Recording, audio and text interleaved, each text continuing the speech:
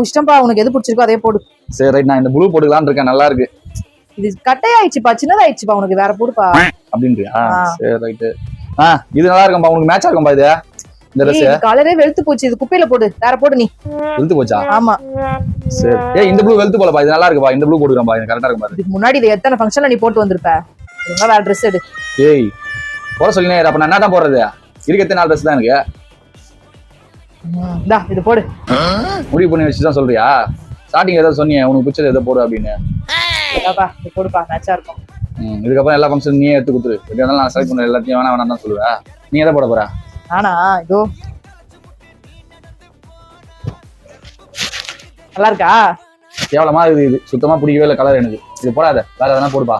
வருஷத்துக்குலாம் நல்லா போட முடியாது, எனக்கு பிடிச்சதான் நல்லா போட முடியும். இதான் போடுவேன் நான். எவ்வளவு சூப்பரா இருக்கு.